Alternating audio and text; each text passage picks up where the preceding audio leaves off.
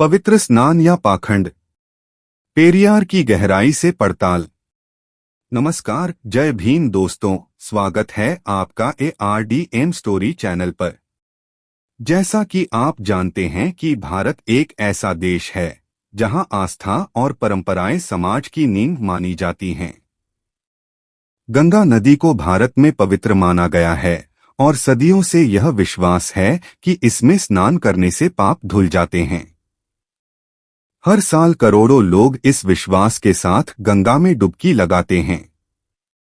लेकिन क्या यह सचमुच संभव है कि पानी में स्नान करने से पाप धुल जाएं?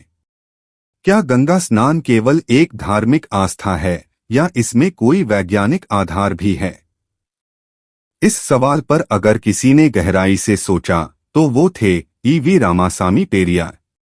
पेरियार, जिन्हें द्रविड़ आंदोलन के जनक के नाम से जाना जाता है, ने धार्मिक पाखंड और अंधविश्वासों पर तीखा प्रहार किया।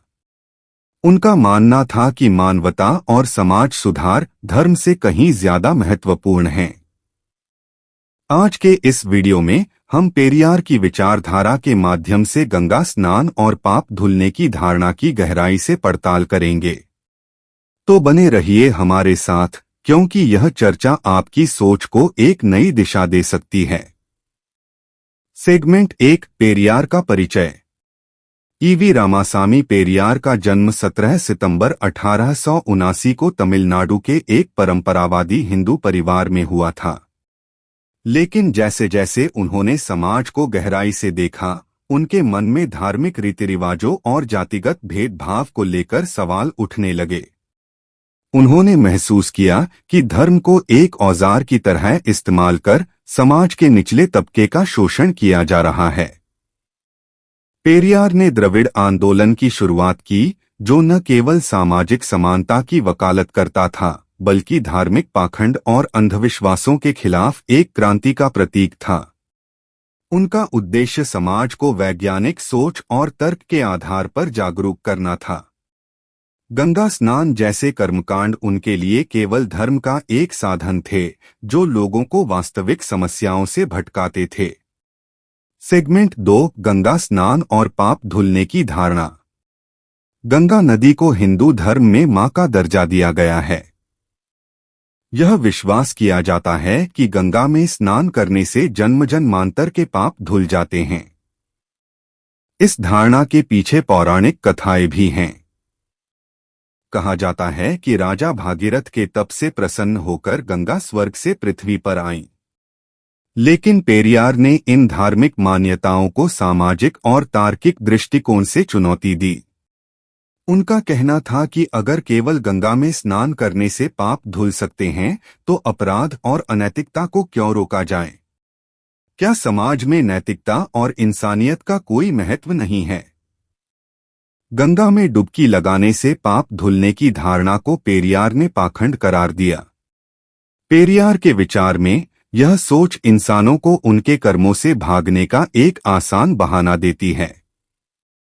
उन्होंने सवाल उठाया, अगर पानी में डुबकी लगाने से पाप मिटते हैं, तो क्या हत्यारे, भ्रष्टाचारी और अन्य अपराधी गंगा में जाकर अपनी जिम्मेदारी से बच सकते हैं? यह तर्क न केवल धर्म के नाम पर बनाए गए भ्रम को उजागर करता है, बल्कि यह भी बताता है कि कैसे लोग कर्म की जगह कर्मकांड को प्राथमिकता देते हैं। पेरियार ने गंगा स्नान के इस अंधविश्वास पर व्यंग्य करते हुए कहा था, अगर गंगा में स्नान से पाप धुलते हैं, तो गंगा खुद कैसे पवित्र रहती है? आज गंगा विश्व की सबसे प्रदूषित नदियों में से एक है। धार्मिक कृत्यों और औद्योगिक कचरे ने इसे दूषित कर दिया है। फिर भी इसे पवित्र मानकर लोग उसी पानी में डुबकी लगाते हैं।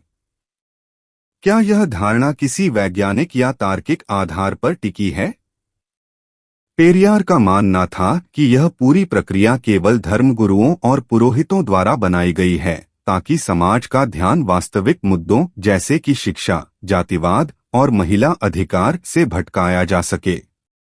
उनके लिए नैतिकता का आधार यह होना चाहिए कि आप अपने कर्मों से समाज को कैसे प्रभावित करते हैं, न कि आप कौन से धार्मिक कर्मकांड करते हैं। सेगमेंट 3 पेरियार का तर्क और आलोचना। गंगा स्नान की वैज्ञानिक समीक्षा। गंगा स्नान और पापों के धुलने की धारणा एक ऐसी परंपरा है जिसे भारत में लाखों लोग पूरी श्रद्धा और विश्वास के साथ निभाते हैं। लेकिन अगर हम इस परंपरा को एक तार्किक दृष्टिकोण से देखें तो क्या यह संभव है कि पानी में स्नान करने भर से कोई अपने किए हुए पापों से मुक्त हो जाए? पेरियार ने इस प्रश्न को न केवल उठाया बल्कि इसे अपनी तर्कशीलता और वैज्ञानिक दृष्टिकोण से पूरी तरह खारिज कर दिया। उनके अनुसार यह धारणा केवल धार्मिक पाखंड है जिसका न तो कोई तर्कसंगत आधार है और न ही कोई वैज्ञानिक प्रमाण। पेरियार का तर्क था कि अगर गंगा स्नान से पाप धुल सकते हैं तो यह सोच इंसानों को उनके कर्मों की जिम्मेदारी से मुक्त करने का एक बहाना मात्र है। उनका कहना था, आपने जो भी गलत किया है उसका प्रायश्चित गंगा में डुबकी लगाकर नहीं बल्कि अपने कर्मों को सुधारकर किया जा सकता है। उन्होंने सवाल उठाया कि क्या केवल एक नदी में स्नान कर लेने से हत्या, चोरी, भ्रष्टाचार जैसे अपराध मिट सकते हैं? अगर ऐसा होता तो नैतिकता और कानून का क्या मतलब रह जाता है?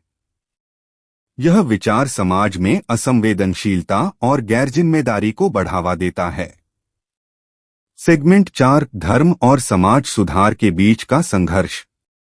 पेरियार ने अपने जीवन का बड़ा हिस्सा यह समझाने में बिताया कि धर्म केवल सामाजिक नियंत्रण का एक साधन है। उन्होंने धार्मिक कर्मकांडों को खारिज करते हुए कहा कि समाज को वास्तविक बदलाव की जरूरत है। उनका मानना था कि जातिवाद, गरीबी और अशिक्षा जैसे मुद्दे धार्मिक अंधविश्वासों की तुलना में कहीं ज्यादा गंभीर हैं। उन्होंने कहा, अगर धर्म आपको सोचने की आजादी नहीं देता तो वह धर्म नहीं, एक कैदखाना है। गंगा स्नान जैसे रिवाजों को उन्होंने इसी कैदखाने का हिस्सा माना। उनका विचार था कि जब तक लोग इन अंधविश्वासों से बाहर नहीं आएंगे तब तक समाज में बदलाव संभव नहीं है।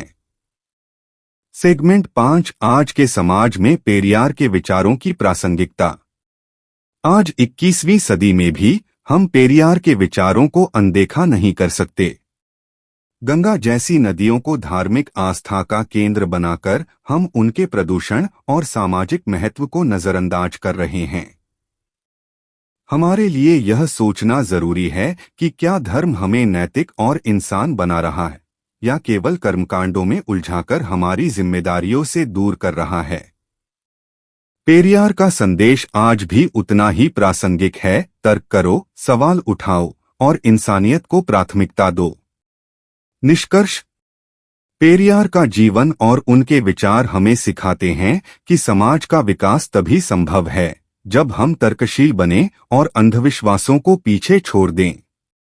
गंगा स्नान जैसे कर्मकांड केवल एक भ्रम हैं जो हमें वास्तविक समस्याओं से भटकाते हैं।